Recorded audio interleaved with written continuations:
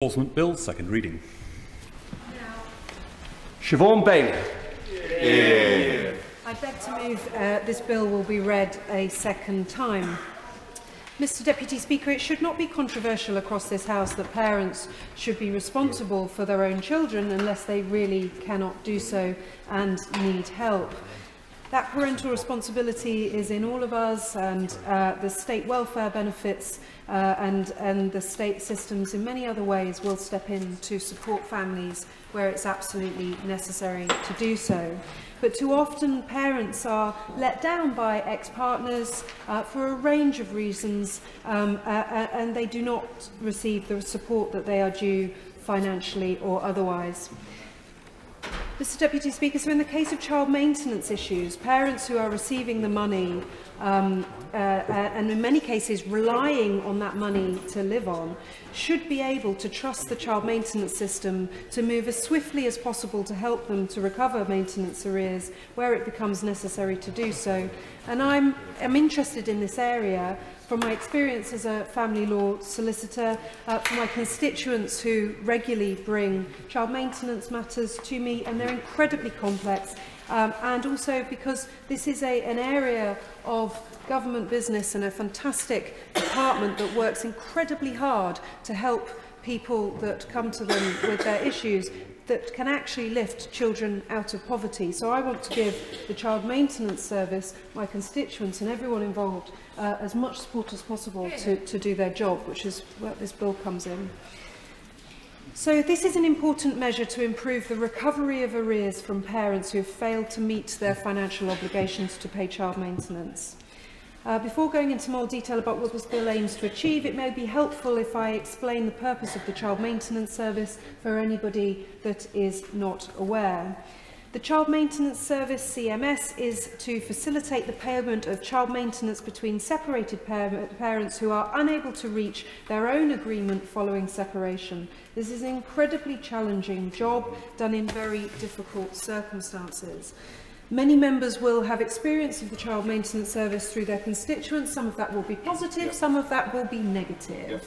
But for those who remember the Child Support Agency, I'm sure members will acknowledge that the CMS, which was launched in 2012 to replace the Child Support Agency, that it's performing relatively well and is much better than previous systems. I know my parents are separated. My dad has some war stories about the Child Support Agency, and we must not forget that that thing was on the front of newspapers, and that is not something that we see with this system, even though I am before you saying that we can make improvements.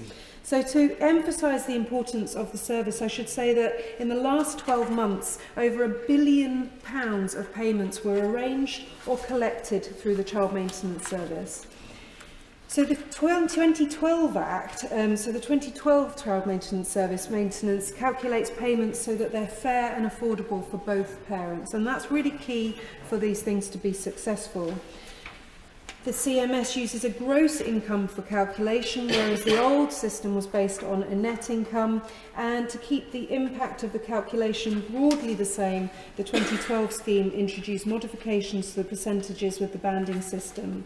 In family law, it should be known that we would do the calculations for child maintenance for the parent client before us in our office before we turn to the other parent for other maintenance payments. So these calculations and the formula is really important, and it does work in many cases. The statutory scheme is designed to limit the number of changes throughout the year, and this is why the threshold for in-year changes to income is set at 25%, so that the liability remains consistent and that the parents can factor this into their own financial planning. Children are expensive. We need to be able to plan.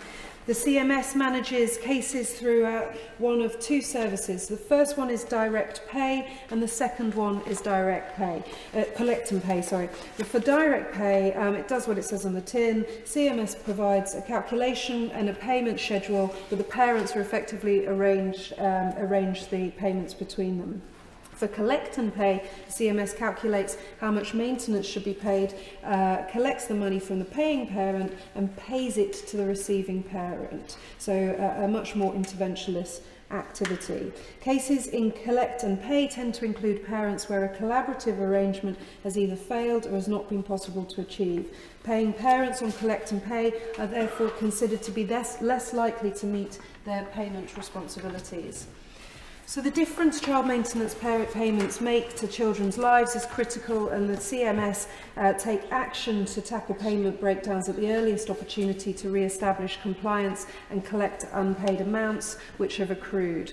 I give credit to people like Gingerbread, who are often sort of raising with us as MPs and things like select committees about the impact on particularly single parents, because so often we are trying to help single parents through the CMS support schemes. So where the compliance is not achieved and the parent is employed, the Child Maintenance Service will attempt to deduct their maintenance, including any arrears where appropriate, directly from their earnings. Employers are obliged by law to cooperate with this action. Enforcement powers also to allow for deductions to be taken directly from bank accounts, including joint accounts and business accounts, either as a lump sum or regular amount. So far so good. That's more of the run-of-the-mill enforcement stuff. Yep. So I think you needed to understand that to understand the more severe enforcement measures used to collect child maintenance, because that is the main part of this bill.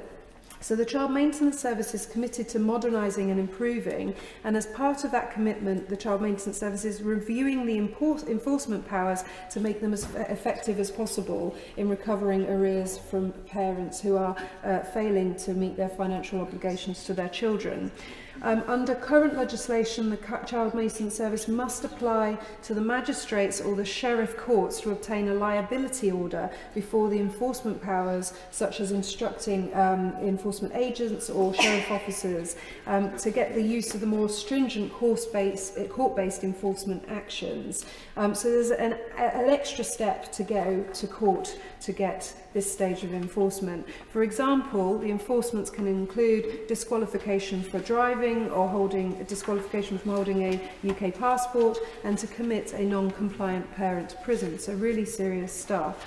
Obtaining a liability order through the courts is time-consuming. The website at the moment, the government website, is saying to parents that it can take anything from a few weeks to a few months, and we know that there is an awful lot of delays in the court, so I imagine that it's been even more difficult to obtain these things recently, and there was a pause through the pandemic as well when we had the courts closed.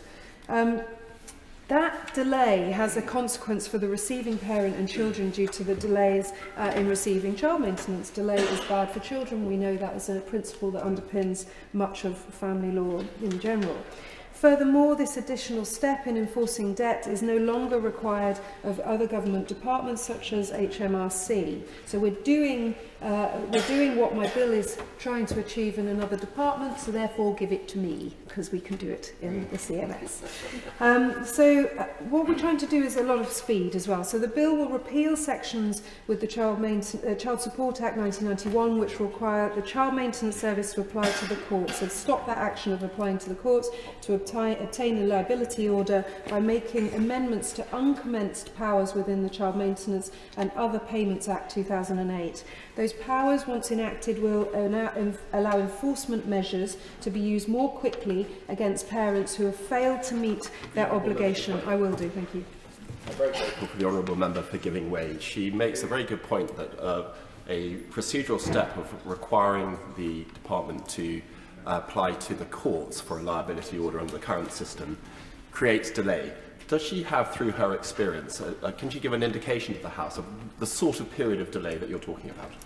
Yeah, so I've been trying to look through thank you for the intervention. I've been trying to look through my own casework, and the delay has been months in some respects. But I think what's worse about the current system that we have, even though well-meaning, is very few parents have trust that anything is ever going to happen. So even where there has been successful liability orders, and they are in the hundreds, I've got the figures here, parents, if there is delay, that becomes becomes the kind of chat in the communities, and there's no trust. So I think any delay or any confusion about what can and cannot be achieved is damaging to these families. So thank you for the intervention. It's important.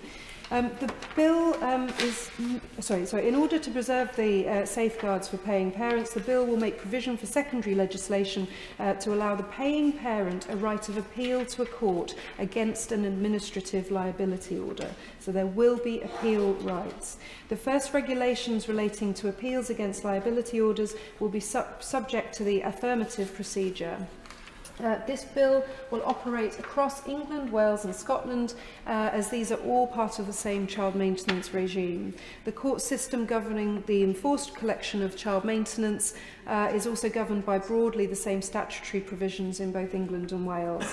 In Scotland, however, the judicial system is devolved, so provisions within the bill will allow for a later commencement date when changes to the appropriate court processes can be made. For this reason, the child maintenance services are going to work with legal colleagues in the Scottish Government to ensure that the policy is effectively delivered in Scotland. And Northern Ireland have their own arrangements, to my colleagues who are always interested in the devolution issues.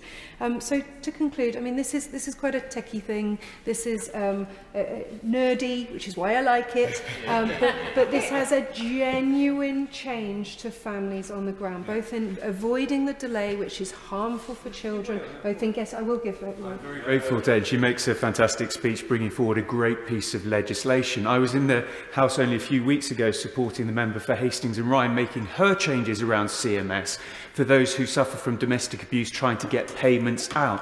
Has she had a conversation with the Hastings and Rye MP about how this can dovetail, and maybe government can take both of these bills forward to work together to really give those extra protections for those people who are struggling to get the payments for their children?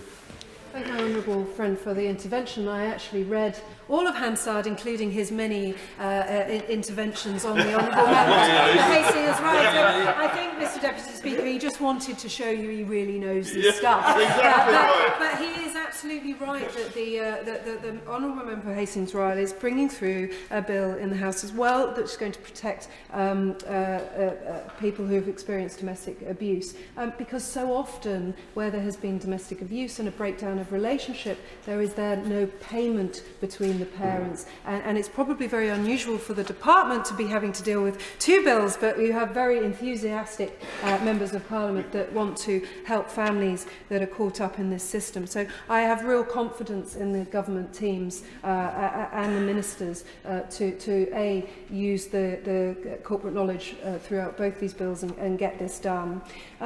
I do think this is going to introduce a quicker and cheaper process to pursue enforcement, not just for the taxpayer, but also for the people who are waiting for their money, and it will ensure that more money is collected for more children. These are often children of single parents, often children who desperately need 5, 10, 15, 20 quid a month, 100 quid, whatever the amount is, it will make a difference. So I want to thank all of the honourable members in this chamber for being here today to debate this bill, and the department for helping me with the drafting, and I very much hope it will receive the support today. Thank you.